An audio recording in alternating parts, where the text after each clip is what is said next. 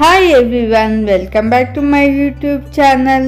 ಎಲ್ಲರೂ ಹೇಗಿದ್ದೀರಾ? ಎಲ್ಲರೂ ಚೆನ್ನಾಗಿದೆ. ಎಲ್ಲರೂ ಹಬ್ಬ ಮುಗೀತು. ಹಬ್ಬ ಮುಗಿದ್ಮೇಲೆ ನಾನು ಲಾಗ್ ಆಗ್ತಾಯಿದ್ದೀನಿ. ವಿಡಿಯೋಸ್ ಎಲ್ಲ ಶೂಟ್ ಮಾಡ್ಕೊಂಡಿದ್ದೀನಿ, ಬಟ್ ಎಡಿಟ್ ಮಾಡೋಕ್ಕೆ ಟೈಮ್ ಇರಲಿಲ್ಲ. ಹಬ್ಬದ ಫುಲ್ಲು ಬ್ಯುಸಿ. ಅಂದರೆ ಇದು ಬುಧವಾರದ ಲಾಗು. ಬುಧವಾರ ಗುರುವಾರ ಹಬ್ಬಕ್ಕೆ ಏನೇನು ಪ್ರಿಪ್ರೇಷನ್ ಮಾಡ್ಕೊಂಡ್ವಿ ಅಂತ. ಇನ್ನು ಗುರುವಾರ ಇಂಡಿಪೆಂಡೆನ್ಸ್ ಡೇ ಇರೋದ್ರಿಂದ ಗೌರ್ಮೆಂಟ್ ಹಾಲಿಡೇ, ಎಲ್ಲರಿಗೂ ಹಾಲಿಡೇ ಇರುತ್ತಲ್ವ. ಅವತ್ತಂತೂ ತುಂಬಾ ರಶ್ ಇರುತ್ತೆ ಮಾರ್ಕೆಟು. ಮತ್ತು ಇನ್ನೇನಾದರೂ ಆಗಲಿ, ಬೆಳಿಗ್ಗೆ ಹೂವು ತಂದಾದ್ಮೇಲೆ ಸಾಯಂಕಾಲ ಒಂದು ಸ್ವಲ್ಪ ತರಕಾರಿ ಮತ್ತು ಹಣ್ಣುಗಳು ತರೋಣ ಅಂತ ಹೋಗಿದ್ವಿ ನಾನು ಅಂತಮ್ಮ. ನಾವು ಯಾವಾಗಲೂ ಶಾಪಿಂಗ್ ಮಾಡೋದು ಇಲ್ಲೇ ಗೋಪಾಲನ್ ಮಾಲಲ್ಲಿ, ಸ್ಟಾರ್ ಬಜಾರು. ನಮಗೆ ಇಲ್ಲಿ ಅಫೋರ್ಡೆಬಲ್ ಅನಿಸುತ್ತೆ, ರೇಟ್ ಎಲ್ಲ ಪರವಾಗಿಲ್ಲ. ಮಾರ್ಕೆಟ್ಗಿಂತ ₹1 ₹2 ಅಷ್ಟೇ ಜಾಸ್ತಿ ಇರುತ್ತೆ. ಬಟ್ ನಮಗೆ ರಿಲಯನ್ಸು ಮತ್ತು ಬೇರೆ ಯಾವುದಾದ್ರು ಶಾಪಿಂಗ್ ಇದಕ್ಕೆ ಹೋದರೆ ಅಷ್ಟೊಂದೇನು ಅಫೋರ್ಡೆಬಲ್ ಅನಿಸಲ್ಲ. ನಾವು ರೇಷನ್ ಕೂಡ ಇಲ್ಲೇ ತೊಗೊಳ್ಳೋದು. ಸ್ವಲ್ಪ ಹಾಗೆ ತರಕಾರಿ ತರೋಣ ಅಂತ ಹೋಗಿದ್ದು ಅಷ್ಟೇ. ಹಬ್ಬಕ್ಕೆ ಇಡಬೇಕಲ್ಲ, ಕಾಳು ಗೊಜ್ಜು ಮಾಡ್ತೀವಲ್ಲ ಒಬ್ಬಟ್ಟಿನ ಜೊತೆಗೆ, ಅದಕ್ಕೆ ಆಲೂಗಡ್ಡೆ ಬದನೆಕಾಯಿನೂ ಇರಲಿ. ನಮಗಿಲ್ಲಿ ಎಷ್ಟು ಬೇಕೋ ಅಷ್ಟು ತೊಗೋಬೋದು. ತುಂಬ 1/4 kg 1 kg ಎಲ್ಲ ತೊಗೊಂಡ್ರೆ ವೇಸ್ಟ್ ಆಗಿಬಿಡುತ್ತೆ. ಮಾರ್ಕೆಟಲ್ಲಿ 1 kg ಇಲ್ಲ 1/2 kg ಅಷ್ಟೇ ಕೊಡೋದು, 1/4 kg ಎಲ್ಲ ಕೊಡೋಲ್ಲ. ಹಾಗಾಗಿ ಅಲ್ಲೇ ಮಾಲ್ಗೆ ಹೋಗ್ಬಿಡೋಣ, ಒಂದು 3 ತೊಗೊಬರ್ಬೋದಲ್ಲ. ಎಷ್ಟು ರೇಟ್ ಇರುತ್ತೆ ಅಷ್ಟೇ ರೇಟ್ ಆಗ್ತದೆ. ಇಲ್ಲಿ ಮನೆ ಹತ್ರನೂ ಅಷ್ಟೇ. ಆ ತರಕಾರಿ ಎಲ್ಲ 1/4 kg ₹20 ₹30, ಕೆಜಿನೇ ₹50 ಇರುತ್ತೆ. ಬಟ್ ಇಲ್ಲಿ ತುಂಬಾ ರೇಟ್ ಹೇಳ್ತಾರೆ, ಯಾಕೆ ಅಂತ ಗೊತ್ತಿಲ್ಲ. ನಾಡಿದ್ದು ಅಂದರೆ ನಾಳೆ ಇಂಡಿಪೆಂಡೆನ್ಸ್ ಡೇ ಇರೋದ್ರಿಂದ ಗುರುವಾರ ಬುಧವಾರ ಡೆಕೋರೇಷನ್ ಕೂಡ ಮಾಡಿದ್ದು. ನಾನು ಹಾಗೆ ಶೂಟ್ ಮಾಡಿಕೊಂಡೆ ಸ್ವಲ್ಪ ಕ್ಲಿಪ್ಪಿಂಗ್ಸ್ನ. ತುಂಬ ಚೆನ್ನಾಗಿ ಮಾಡ್ತಾರೆ. ಎಲ್ಲ ಫೆಸ್ಟಿವಲ್ಲು ಕೂಡ ಡೆಕೋರೇಟಿವ್ ಆಗಿ ಇರ್ತಾರೆ. ನಾನು ಶಾಪಿಂಗ್ ಮಾಡ್ಕೊಂಡು ಇಲ್ಲಿ ಕೂತಿದ್ದೆ. ನನ್ನ ತಮ್ಮ ಐಸ್ ಕ್ರೀಮ್ ತೊಗೊಬರೋಣ ಅಂತ ಹೋದೆ, ಯಾಕಂದರೆ ಕೆಲಸ ಮಾಡಿ ಫುಲ್ಲು ಸುಸ್ತಾಗಿ ಹೋಗಿದ್ವಿ. ಅವನು ವರ್ಕ್ ಫ್ರಮ್ ಹೋಮ್ ಇತ್ತು ನನ್ನ ತಮ್ಮಂಗೆ. ಇನ್ನು ನಮ್ಮ ಯಜಮಾನ್ರೂ ಕೆಲ್ಸಕ್ಕೆ ಹೋಗಿದ್ದು, ಎಲ್ಲರೂ ಕೆಲ್ಸಕ್ಕೆ ಹೋಗಿದ್ದು. ನಾನು ಇನ್ನು ಮನೆ ಕ್ಲೀನಿಂಗು ಅದು ಇದು ಅಂದ್ಕೊಂಡು ತುಂಬ ಸುಸ್ತಾಗೋಗಿತ್ತು. ಹಾಗಾಗಿ ಐಸ್ ಕ್ರೀಮ್ ತಿಂದು ಎಷ್ಟೊಂದು ದಿನ ಆಗೋಗಿತ್ತು. ಅಂದರೆ ಆಲ್ಮೋಸ್ಟ್ 2 to 3 months ಆಗಿರ್ಬೋದು. ಜಾಸ್ತಿ ಏನೂ ತಿನ್ನಲ್ಲ. ಮದುವೆ ಆದ ಹೊಸಲ್ಲಿ ಮಾತ್ರ ತುಂಬಾ ತಿಂತಿದ್ದೆ. ಇವಾಗ ಬಿಟ್ಬಿಟ್ಟಿದ್ದೀನಿ. ಯಾವಾಗಾದ್ರೂ ನೆನಪಾದಾಗ ಮಾತ್ರ ತಿಂತೀನಿ ಅಷ್ಟೇ. ಅವ್ನು ತೊಗೊಬಂದ ಇಲ್ಲೇ, ಅಂದರೆ ಒಂದು ₹20 ಅಂತೆ. ಆ ಕಡೆ ಮೆಕ್ಡೊನಾಲ್ಡ್ಸಲ್ಲಿ ತುಂಬ ಜಾಸ್ತಿ ಇತ್ತು. ಇದು ಯಾವುದೋ ಗೊತ್ತಿಲ್ಲ, ಯಾವುದೋ ಅಂದ ನನಗೂ ಗೊತ್ತಿಲ್ಲ. ತಿಂದ್ಬಿಟ್ಟು ಹಾಗೆ ಹೋದ್ವಿ ಮನೆಗೆ ಹೋಗೋಣ ಅಂತ.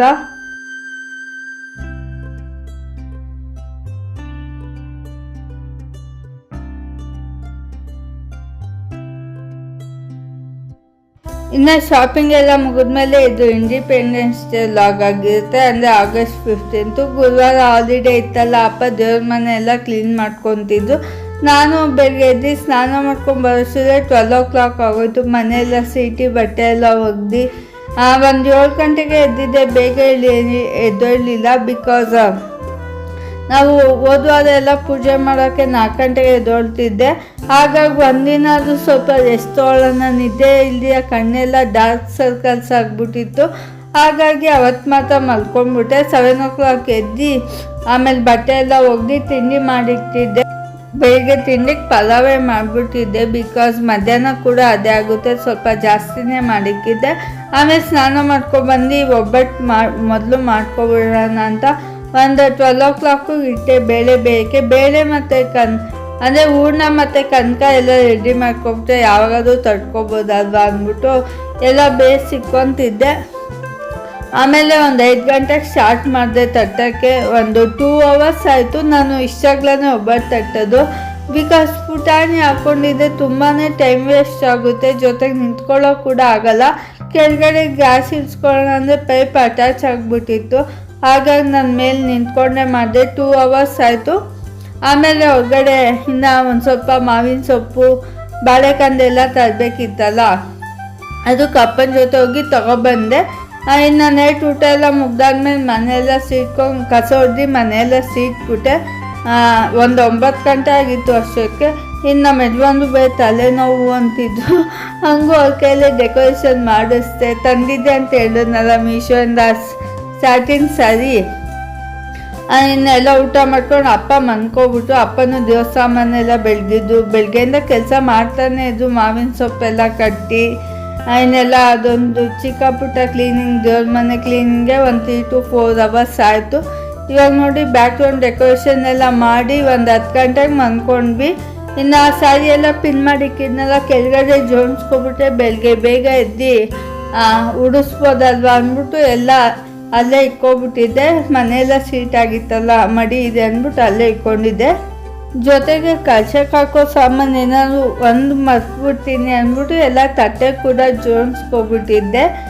ಇನ್ನೆಲ್ಲ ಮುಗೀತು. ನೈಟ್ 10 ಗಂಟೆ ಆಗಿತ್ತು. ಎಲ್ಲ ಹೋಗಿ ಮನ್ಕೊಂಡು ನಾನು ನೇಲ್ ಪಾಲಿಶ್ ಹಾಕಿರ್ಲಿಲ್ಲ ಅಲ್ಲ ಅಂದ್ಬಿಟ್ಟು ಹಾಕೊಂಬಿಟ್ಟು ಒಂದು 10 ನಿಮಿಷ ಕೂತಿದ್ದು. ಆಮೇಲೆ ಹೋಗಿ ಮನ್ಕೊಂಡೆ. ಇಷ್ಟೇ ಫ್ರೆಂಡ್ಸ್ ನಮ್ಮದು ಹಬ್ಬದ್ದು ಹಿಂದಿನ ದಿನ ತಯಾರಿ. ನಾವು ಏನೇ ಬೇಗ ತಯಾರಿ ಮಾಡಿಕೊಂಡು ಹಬ್ಬ ಹಿಂದಿನ ದಿನ ಬೆಳಗ್ಗೆಯಿಂದ ಸಾಯಂಕಾಲ ಗಂಟೆ ಕೆಲಸ ಇದ್ದೇ ಇರುತ್ತೆ.